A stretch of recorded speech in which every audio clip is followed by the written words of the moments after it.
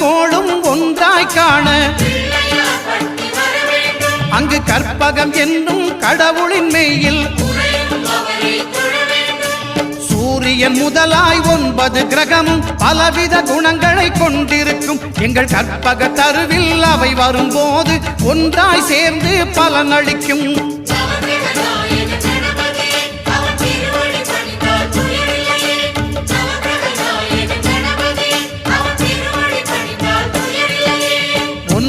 கோளும் ஒன்றாய் காண